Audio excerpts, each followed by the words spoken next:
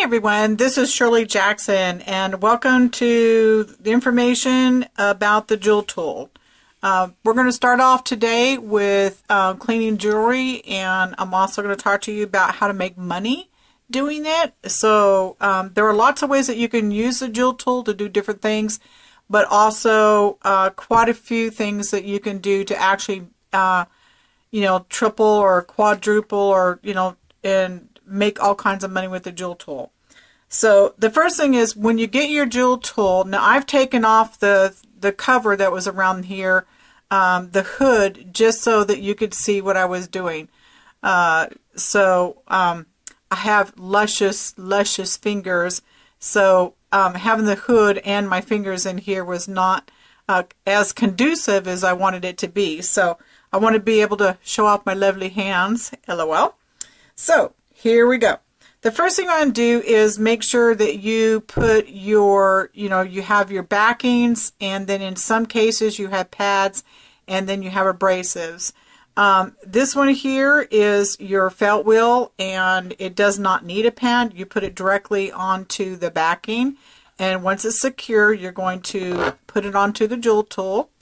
Keep your right hand or left hand, whichever one is your dominant hand, but hold the shank or shaft down, and you're going to twist this going clockwise. Make sure that, don't overdo it, but make sure that it's on there tight, and it should spin just like this. If it's not on here properly, it can go flying and cause all kinds of damage. So make sure that you pay attention to to what you're doing. All right, the next step is we need to do what's called prepping the felt wheel, and how we do that is and of course, this is all I use this one here for, as you can probably tell, is you have your purple. This is 120 grit for ceramics and what have you. So this is an extra one that I use just for this purpose. So what we do is we turn our Jool Tool on, and I can tell right now, there we go. All right. So everybody keeps asking me, what do you know your speed, how do you know your speeds? This is a low speed. This is the lowest setting. Then you have your, your extra low, then you have your low, and then you have your medium, and then you have what's called medium high, and then of course all the way up, like so, is your high.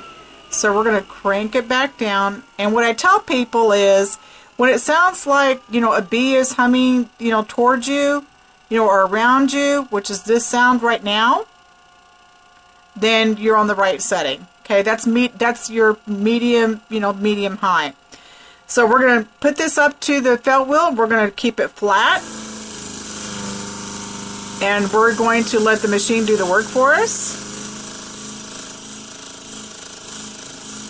Okay.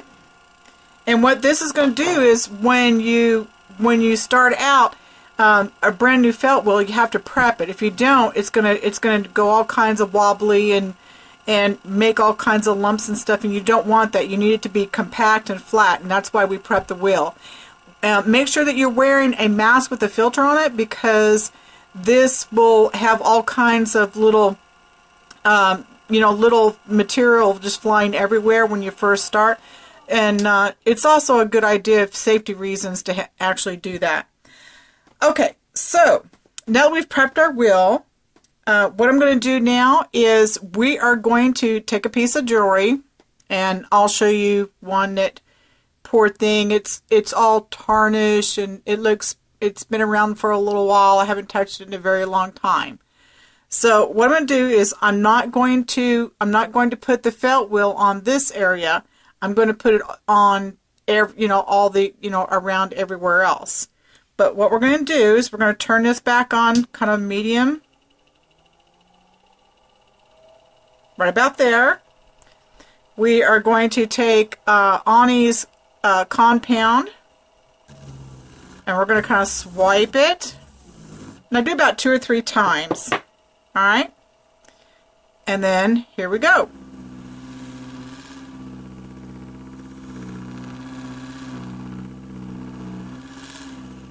And you can actually see the luster start shining through. This is what we've done so far. See, look at that. Compared to that, we have this beautiful. You can see where I haven't done it yet. Okay?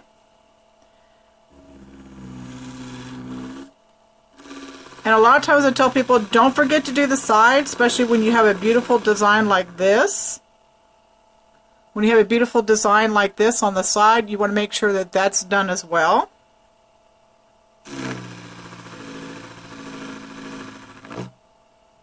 Okay. The one thing to remember is make sure that you let the machine work for you. Don't press upwards. By pressing upwards, you're going to shift the machine, and you're going to end up working harder instead of smarter. So we want to make sure that we don't do that. So here we go. We're going to finish the shank here. Okay. Go around to this side.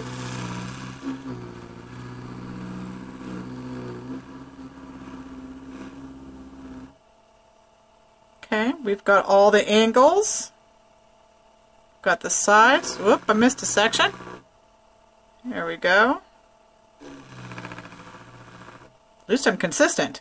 Alright, now what we're going to do is we're going to take off our felt wheel. Okay. Now, in some cases, some people, especially down here in the shank area, this area here will actually scratch. So a lot of people, you know, they don't know what to do and they don't know how to take it out, and so, but they want it, you know, they want it brought back to its luster. So the one thing that you can do is in your, oh, let me lay that down because that's going to fly at me. Is this here is the Scotch-Brite. This is the fine, and Ani calls this a magic eraser because it will literally take out the scratches, but it will not remove any of the metals. It's a scientific fact. It's a really, really good product. I love it to pieces. I use it all the time. And it kind of reminds me, for quite a while there, I used to call it SpongeBob because it's such a coarse material. It kind of reminds me of a coral or the ocean. So I just kind of had fun with it. But Anna calls it the magic eraser. So what you can do is put this on, and then what you can do is turn around and take off any scratches that's on the shank area. I would not use it on any type of area where there's a design or and do not take, you know, put it onto your, use it on your stones and stuff, okay? So this is looking pretty good. We don't have to use that. So my next step is I want this to have the most brilliant shine ever. So this is the cotton wheel. And you'll see numbers on here on one side. Those numbers go down. Okay. You're going to lightly put it on there. Hold your fingers. Turn it on just real slow, and it will grab it. And here's our wheel. So on the low setting, we're going to kind of apply just a little bit of Ani's Rouge or compound. We're going to turn this up on maximum.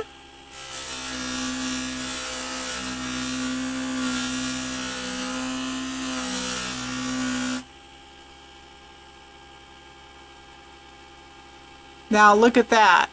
Isn't that a beautiful shine? Now let me show you the other side. You thought the other side was shiny. Okay. By the time you get done, this, if you follow my instructions, it will look like it just came out of the jewelry store. And your client, if you're polishing jewelry for your customers, I guarantee they will be amazed. I have set up at several events. I did a one-day event where I set up and did nothing but jewelry cleaning at $5 per item, and I walked away with $800 cash in my pocket that day.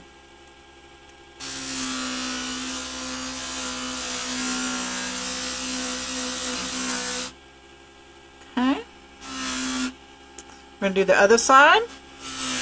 Now because this is cotton, this is safe on every aspect of the, it can go over the stones, it won't harm it.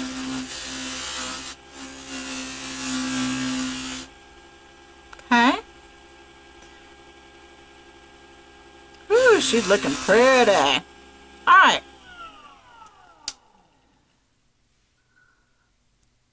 Looky there.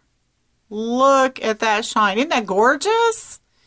And she was so dull and ugly looking that I didn't have the heart to wear her for a while. So I will definitely be wearing this soon. Now, I want to tell you what I do is as an extra measure and an extra step, just to, you know, and sometimes it's for show and sometimes it's just, you know, because it's just an extra little thing. This here is the 1 micron. It's a green brush, and it has these little grooves right here. See those little grooves? Those grooves need to be pointing upwards, okay, facing you. So what you need to do is very carefully put this on, okay, and we're going to turn her on, and we're going to let her fly.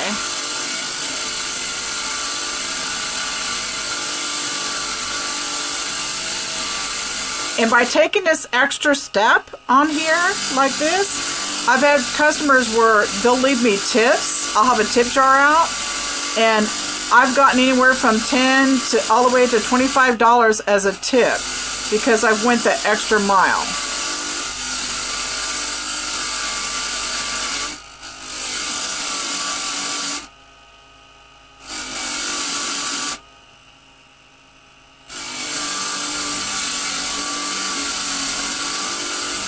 You can also use this on any stones.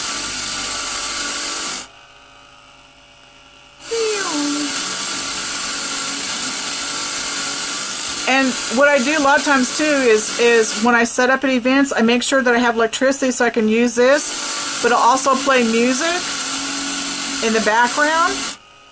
So customers will laugh. A lot of times I'll get to bouncing around in the chair, or I'll get to singing, and like I said, it's all, you know, it's all showmanship, but I guarantee I'll walk away with a lot more money than people give me credit for. Okay, we're going to turn this off. Now let's take a look at it.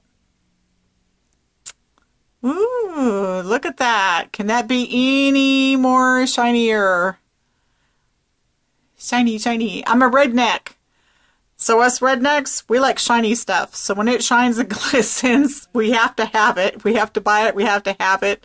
Whatever you want to call it. But now, look at that stone even. See?